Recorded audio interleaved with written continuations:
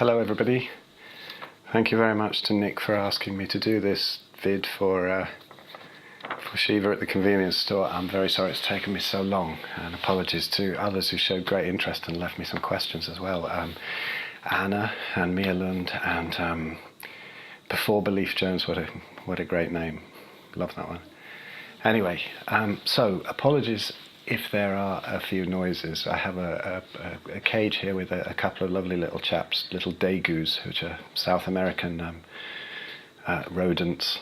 They're very sweet, but they do tend to run around in the wheel and squeak a bit, and my little boy might wake up upstairs, and my partner might take him out. So apologies if we have a couple of interruptions, but let's hope we get through it. I think the first thing would be just to introduce myself. I already did a back gap interview, but I'm sure hardly anybody's seen it, so a quick introduction. My name's Phil Escott. I live in the north of England, in Skelmersdale, which is quite near to the whole transcendental meditation thing. I moved up here in 1986 to be part of that. I'm not really part of it at all anymore. But it was a good period of my life. It was fun. And before that, I suppose I've always been more fascinated about awakening than anything else. Been through all the Carlos Castaneda thing and the whole hallucinogenics. I suppose that was the first intro into it. And everything I've done really has been with a view to that. So what happened and why did I end up on back gap? It was because there was a moment in 2006 where I was living on what's called a dome site in Skelmersdale, where there's the dome building where they all do their meditation and flying and all of that sort of thing, the yogic flying morning and evening. And I'd been living back there for a little while, but after being so strict and such a serious yogi, I just didn't have the desire to go, and I felt a bit guilty. I felt sort of like almost a religious guilt, not massive, but just niggling. I should go in, I should go in. And one day in the back garden, I just sat down and I thought, I don't want to do this anymore. I've had enough. That's been my time on this kind of path. So I totally let go of it. And in that moment, everything that I'd been looking for all those years sort of appeared, really, or revealed itself. Over the years, I'd had many glimpses, even since childhood, of what I used to call the everything all at once. But in 2006, sitting on that wall in my garden, I was astonished. I was astonished for two reasons: that it had happened, and how it was nothing like I expected at all. I forget his name, but isn't he in the Waking Down movement says, be prepared for the disappointment of awakening. Well, I wouldn't say disappointment, but it just was so ordinary. It was the most ordinary, normal, natural thing that had ever happened. It wasn't any flashy experience or anything like that. So anyway, couple of years after that, I had that normal period where you end up all kind of non-dual. And I'd never come across the whole non-dual thing, actually. I just sort of started YouTubing, and what Tony Parsons was explaining seemed to make a lot of sense, and all the other guys who were really out on that whole Neo-Advaita thing.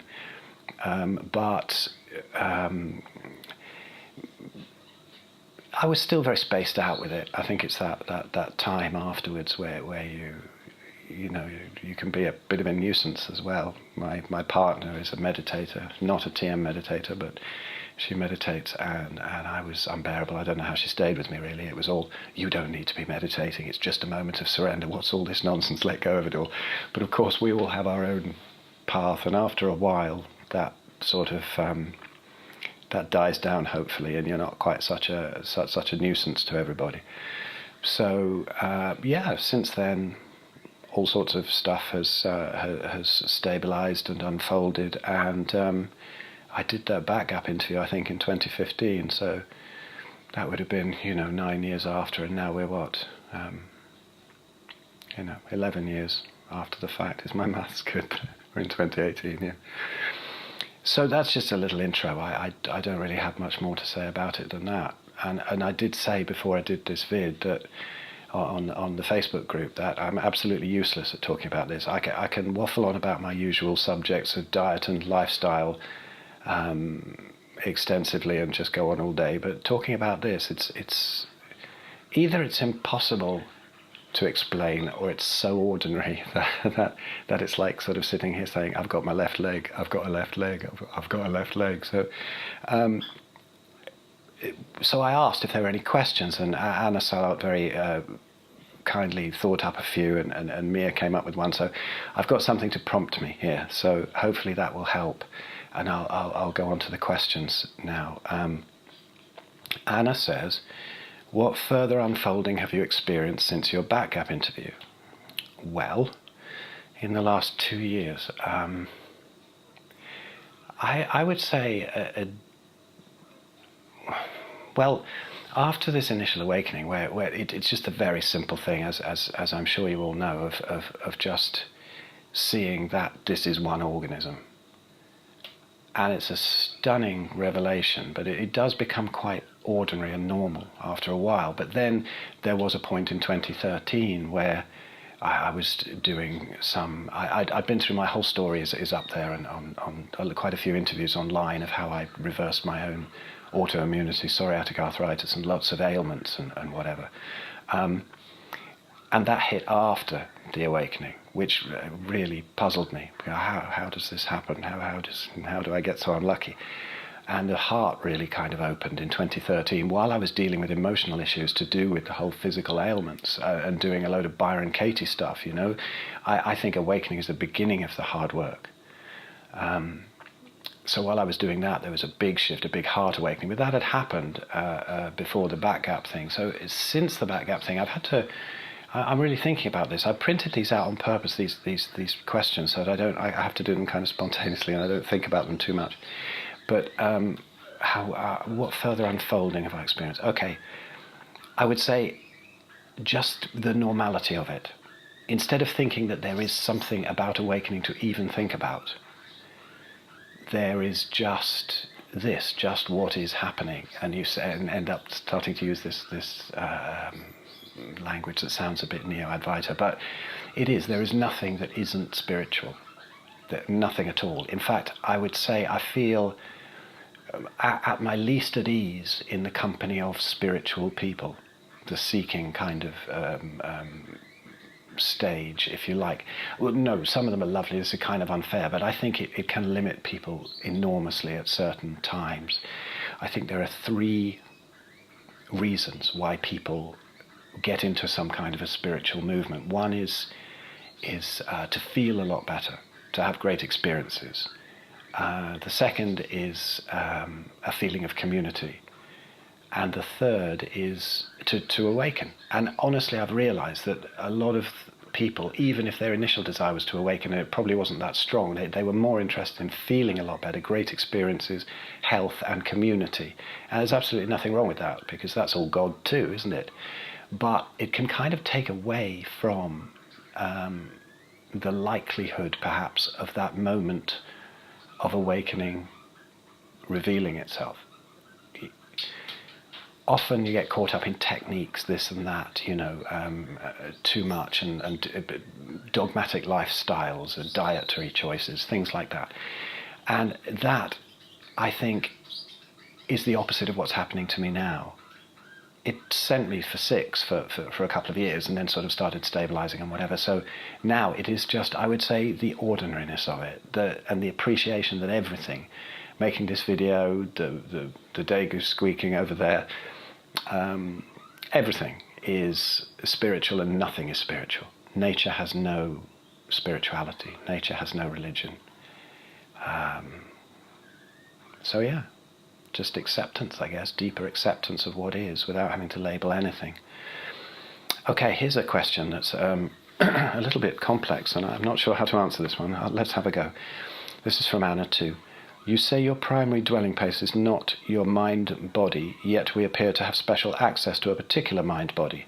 Do you have any insights as to how the mind-body-spirit link operates, or can you dispel my ignorance in framing the question that way? Okay. Well, to me, I don't really think so much about mind, body and spirit anymore. I think about it all at once. So I don't see a link between the two because I see it as all one entity. There's nothing really to link. One can always consciously choose to be from the perspective of Phil, from the perspective of the individual, or from the perspective of the absolute. You can swap between one and the other, but you're always aware that both are exactly the same. It's the paradox, isn't it? They're both the same and yet they're different. So, yeah, I mean, life is living itself through me, if you like, and I'm always aware of that. If I want to be, sometimes I'm not thinking. I don't walk around thinking about it any more than I think I've got a left leg, I've got a left leg. So I don't really think about it so much. So I would say there isn't a link as such. It is all one. And when you see it that way, it's also very, very useful for healing the body, for seeing, and now I'm going to contradict myself and say seeing the link between them all. Because if you see the links, then eventually you see them all as one. And I have no distinction now between a physical symptom and an emotional or spiritual issue. They're all exactly part of the same iceberg. You know, the physical issue is just the tip of the iceberg sticking up above the sea. So this is what I had to learn. This was another great blessing of being that ill, because it showed me how important that link was, until it became so natural to think of it as linked that it became one. Does that work for an answer for that one? Okay. My next question from Anna is, part of your journey involved hallucinogens. How do you feel about entheogens now? Well, you can see my ignorance. I had to check just when I printed this out what entheogens are. I pretty much thought, okay, it's got to be the ayahuasca thing, and all these other sort of plant medicine and whatever. Well, I got to admit, I've never done it. In fact, I haven't done a hallucinogen since 1979. All my hallucinogens were done in the space of about 3 months in a caravan in Wales, eating an enormous amount of psilocybin mushrooms every day, and some LSD interspersed, you know, sort of rest days when I wasn't training with the psilocybin. I don't know. I had a really fabulously good trip, and then I had a really bad trip, and then the rest of them were all teetering between good and bad, and yet I took more and more. And I think there's a talk of mine on YouTube somewhere at New Horizons, Lytham St Anne's, where I think I talked for about an hour and a half about how hallucinogenics, or how my reaction to hallucinogenics and almost resisting an awakening because of seating that teetering feeling, that half good, half bad feeling in my physiology, created eventually the physical symptoms of autoimmunity that I ended up with some 30 years later. It's an interesting line of how that happens, but I feel that I've resisted opportunities to awaken, almost like a surfer not catching a wave, many times because of the hallucinogens. But having said that, I don't think there's anything evil about them at all. I think they're great, and you know, small micro doses of psilocybin now are fabulous for all sorts of ailments, and of course the cannabis oil and whatever, which isn't exactly hallucinogenic. But anyway, these plant medicines are great, and I hear tremendous results on ayahuasca. Have I heard of somebody actually waking up on ayahuasca? No, I haven't personally, but I'm sure it's possible. It's as possible as anything else. Wasn't there a monk who awakened at the sound of his own turd hitting the water? So surely it's got to be possible on ayahuasca. But in a way, actually, now I think about it, maybe less, because the turd hitting the water is so normal. But ayahuasca is so outlandish compared to our normal experience, where we're having all these marvelous sheddings of past traumas and whatever. I think ayahuasca is more of a clearing thing, as far as I can see. A technique for clearing, almost like Byron Katie's technique, the 4 questions.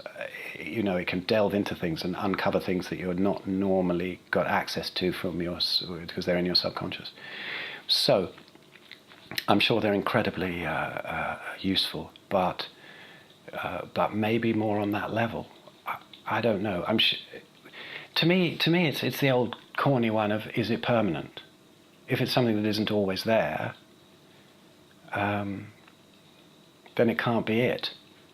If you have an experience with ayahuasca, most people, when I see them describing ayahuasca, it's experience. I had this experience, that experience. So if it's an experience, it isn't the canvas that all the experiences are painted on. And I would think, in a way, sometimes the enormously spectacular experiences that people have cover the canvas up even more. See, I'm just guessing now, I'm just waffling. But looking back at my tripping times, I don't think they did anything towards waking me up. I think maybe the one good trip did show me, for sure, at 17 years old, that there was the one good heavenly trip, that there was some proper other state of consciousness that was available. But when I look back at that trip even, I don't see, it was spectacular, the visuals, the experiences were hilarious, and it was a feeling of utter bliss, but was it what I experienced when I sat on that wall in 2006? No, it wasn't. And yet, looking back at it now, I can't believe how I missed it through that trip, or through the day before, or the day after, or the year before, or the year after. It's a puzzle to me how I missed it at all. Okay, the next question is, can you say more about the subtle trap of the ego busting in on awakening?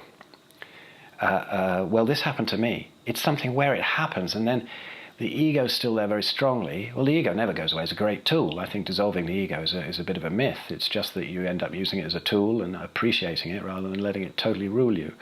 So, the subtle trap of the ego busting in on awakening. To me, that means, is this something I said at some point, Anna? Maybe, I can't say more, I suppose it is. I don't remember, but I do remember probably what I meant, which is where you get really cocky. You know, you get cocky, I have awakened. When it isn't really that anyway. You're seeing it both ways round, but you're thinking more primarily in that area, thinking, wow, it's actually happened. Wow, I've done it. I've got to tell everybody. And that annoys anybody except a very rare person who will listen to you. But, you know, I told a few friends and my ex-wife, which I think Rick's mentioned about sometimes, anyway, it was an absolute disaster. So, the subtlety of the awakening gets lost because the ego comes in and claims it. I've awakened, I am somebody special now, I've done this, I've done that. And as I said, I was a nuisance to my partner, so yeah, the subtle trap of the ego. Yeah, I would say it's when it comes in and it starts, you start getting a sense of self-importance because this has happened, when really it should be something completely the opposite. But that dies down in time. It's okay as long as you're aware of it and you know that you're being a bit of an idiot. So now, the next one. Can you offer some guidance on stabilizing post-awakening? No. Well, I guess just live your life. You know, I in the old TM things, you know, people used to get these very spaced out and whatever, and all these old big long courses, and Maharishi always used to say, just go and do something normal, just, you know, go into town or something, walk around. It's a matter of not just sitting there and going, oh, look, this has happened, everything's all one, and Phil doesn't exist anymore, there is nobody. There's nobody in. Well, there is somebody in, and we're here to, we have our Dharma, and finding our Dharma, finding our life's past and our passion is very important. And we look for that with our desires, by following our desires, instead of thinking we have to be desireless, we have to be this. We don't have so much of an invested interest in the outcome. We take things less seriously and accept things as they are, but you need to find what it is that you are supposed to be doing here. And I suppose this was part of what I should have answered to the first one. What other unfoldings have I had? Well, I've realized that I don't have to sit around pretending to be a spiritual being. I can do what I really desire to do, which seems to be to help people through autoimmune conditions, actually I've collected so much knowledge on it from being ill and having that time to really research and then really work with people, that yes, I do have this knowledge, and I've lost a few friends through it because I've changed totally, and some friends can't go with you on this. But that's all part of the process. You no longer worry what somebody's thinking about you because it's all the universe looking at itself. I'm not Phil doing anything. I'm just this part of the program that has a desire to bust a load of myths about lifestyle, dogma, EMFs, artificial light, vegetarianism, which I'll come on to, I guess. I want to bust some of these myths, and that's me. And sometimes I upset people. I'm sure most people don't even know this side of me, that I've talked about this awakening and whatever. So I have a big Facebook group which is wonderful fun, and people talk to chat on that, and we have loads of conversations about lifestyle and diet and optimal living and whatever. But I don't mention this, so people just don't know about it. I don't feel the need to talk about it anymore. Not that there's anything wrong whatsoever about talking about it, but I don't really so much anymore, because everything I do is it. It's like looking, to go back to the old analogy of the painting and the canvas. It was just the ability to see through the painting, to look at the canvas. You don't go into a gallery and keep shouting at people, look at that lovely canvas. Oh, look at the canvas under there. Wouldn't it lovely, There are great teachers. My friend Zahir Khan, who I'm going to do who's also done a backup, who I'm going to do some talks with soon. I've already done so. Such a funny guy. He just stands there and he just pours out. He's so eloquent with it, so funny, so irreverent, so just marvellous. I can't really do that. I don't do that. I talk more about the lifestyle thing. But to me now, it's exactly the same. It's all part of the program. It's all part of following exactly what you're supposed to do as this part of the computer program, rather than so much of an individual. So guidance on stabilizing post-awakening, stop being spiritual. You don't need it anymore. Let it go and do what your heart tells you to do. Get into your interests. Don't think, oh, I mustn't do this anymore. I mustn't play the drums anymore or something. I'm a drummer as well. I mustn't do. Just go and enjoy it even more. Do what you do, and that just gets integrated as part of your life. Cool. Now this next one amused me. Next question: is the niggling dissatisfaction of seeking having ended, tongue-in-cheek, or a real feeling of loss? Now, I don't remember saying this, but I can imagine I might have done. But I think Anna has probably thought I mean that the niggling dissatisfaction of seeking having ended means that being a loss, that I miss the sense of seeking. I would say the niggling dissatisfaction of seeking. There should be a comma. Having ended. It's ended. The niggling dissatisfaction of seeking has ended. Because when I remember all my years as a TMer, I was really I was dissatisfied with everything. The little subtle judgments of I'm a meditator, I'm a bit better than you, or when you go up through the hierarchy of a spiritual movement, like you do the siddhis in the TM movement of powers. Well, now I'm a siddhar because I can bounce around in lotus on some foam mattresses. I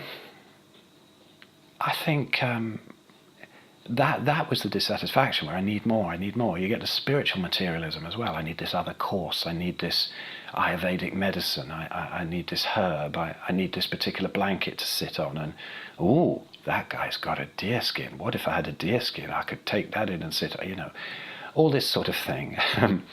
It's very comical, really. I see a lot of people who've been on a path a long time, and I wonder why they haven't made that leap, because it does seem to make them quite unhappy. The fact that there hasn't been an awakening yet, and yet they had so much confidence in the path. So no, I don't miss it. It wasn't exactly tongue-in-cheek, because I wasn't I wasn't joking about it. For once, I was maybe being serious. So no, it wasn't a feeling of loss whatsoever. the seeking, I'm very, very, very glad to see the back of it. And there we go. I still have seeking in life, but no more seeking to awaken. Just seeking of, oh, what's the next project? What shall I do next? You know, it's lovely. It's great. I think that's the way it's supposed to be. Now, this one I liked, and I haven't heard this expression for years. What do you think your own remaining Lesha Vidya are? So I'm sure everybody knows, but just in case somebody doesn't know, I think Lesha Vidya translates as the subtle remains of ignorance. So again, a lot of these spiritual terms don't mean so much to me. On the one hand, you understand them completely, and on the other hand, you see a bit of limitations in them. I don't see that there's any Lesha Vidyas like, oh, I have one particular part of my life that drags me down, or I'm still obsessed with such and such that keeps me here rather than merging with the absolute.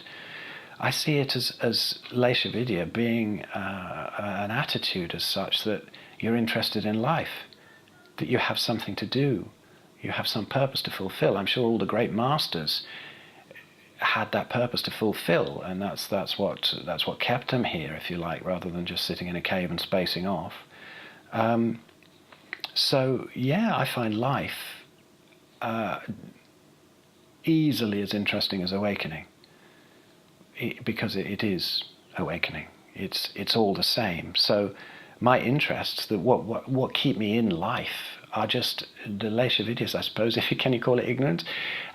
Just being fascinated by what I do. I love going out and playing the drums more than I ever did. I don't go play spiritual music, you know. I'll go play blues and funk and stuff because it's all God. You don't need to be playing Gandharva Veda classical music like I thought you did in the 80s to be spiritual. It's all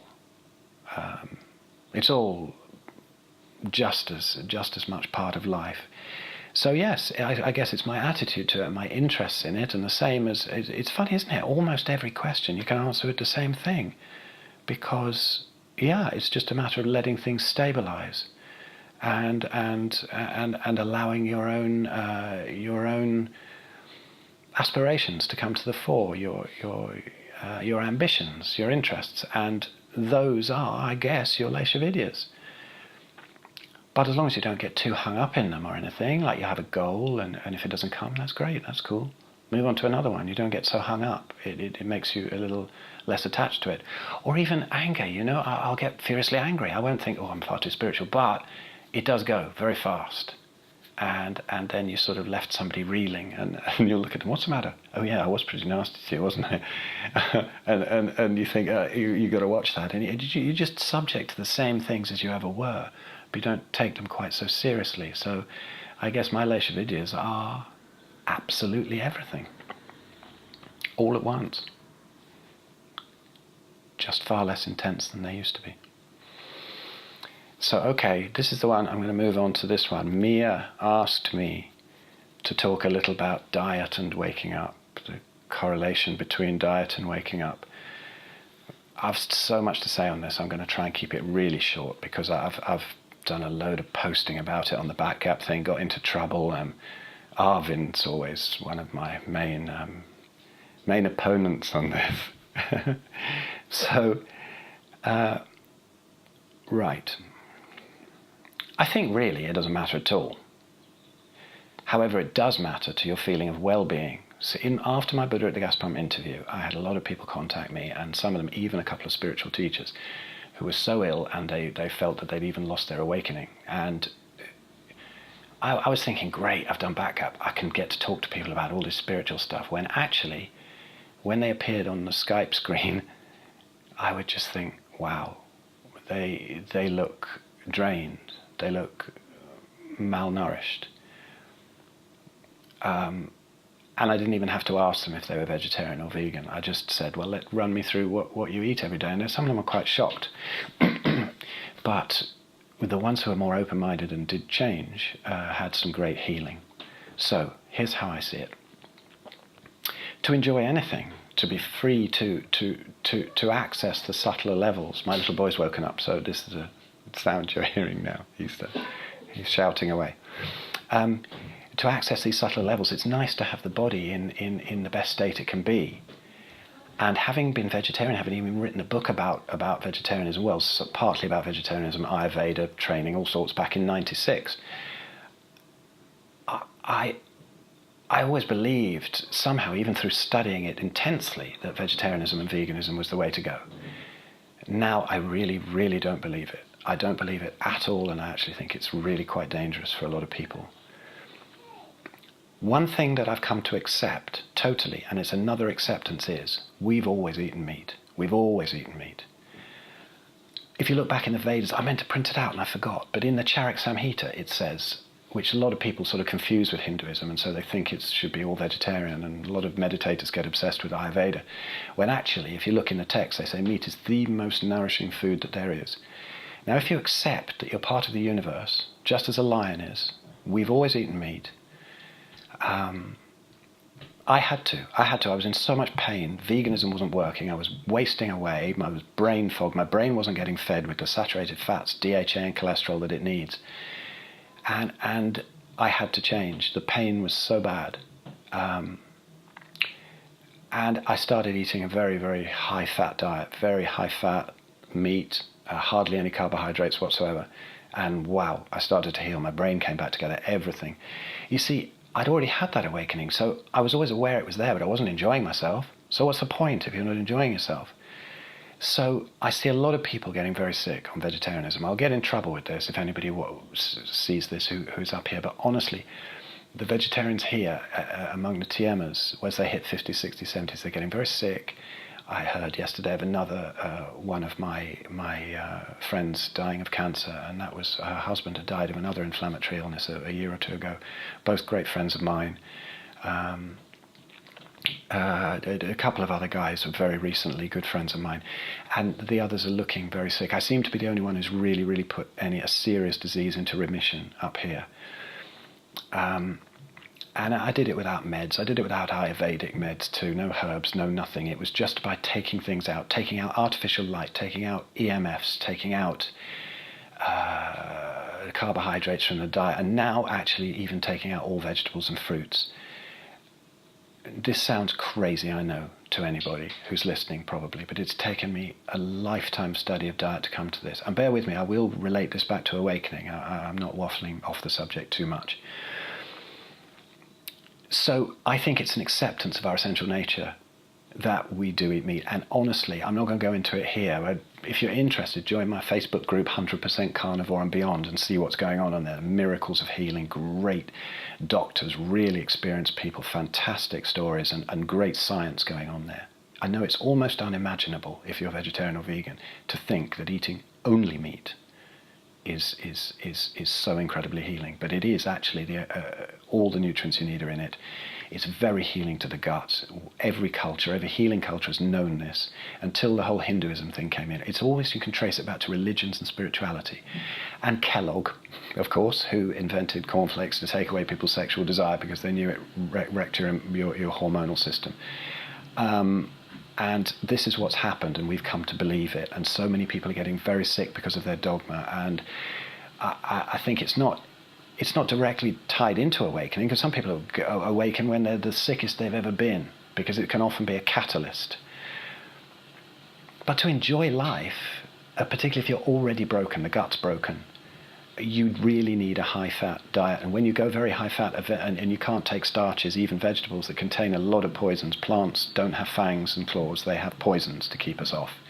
And they do damage the gut, and fibre causes most of the problems that it's seen to cure. So I would say a lot of spiritual people are in terrible gastric distress, and then a lot of autoimmunity and cancer and whatever ensues. So if this is your idea of a part of awakening, it's not mine. You know, there's the whole moral issue. Vegans are saving the planet, they're being great to animals, but actually when you look deeper and see the monocrops and the amount of damage it causes to the soil, environmentally, how many animals are destroyed in those combine harvesters to harvest those grains, and then they're fed to the animals, the factory animals, and that's terrible too, because they get as sick as we do on the grains.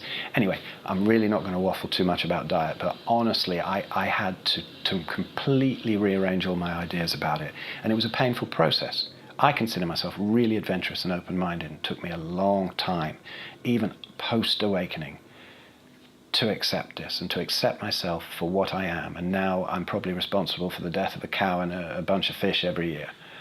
Whereas a vegan diet, how many animals mashed up in the combine harvester? It's very interesting when you see things the other way around. But I just accept that this is who I am, this is what I do. And it's also, I think there's great compassion to people, because the diets that people mostly eat make them very sick. So to show compassion to your own body, in awakening, there's not a great deal of difference between your body and somebody else's body.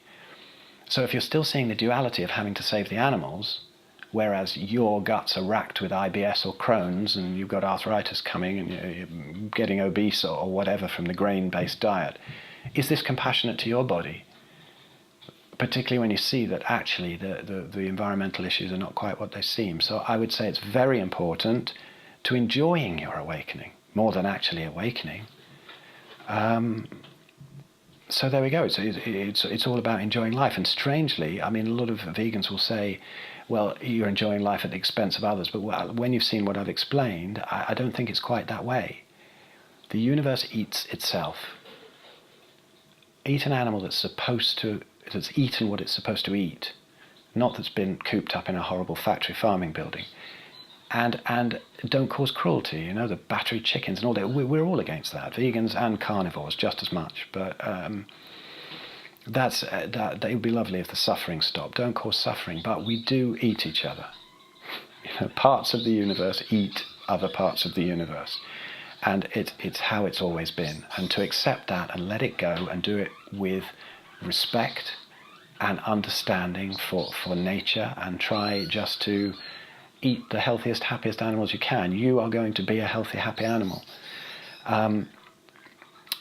So there we go. That's my view on diet and waking up. Yeah, I think that's probably just about all I've got to say. And I'm really honoured to have been asked to do this. Thank you very much, Nick. And I look forward to chatting to people on your Facebook group about anything that comes up. And there we go.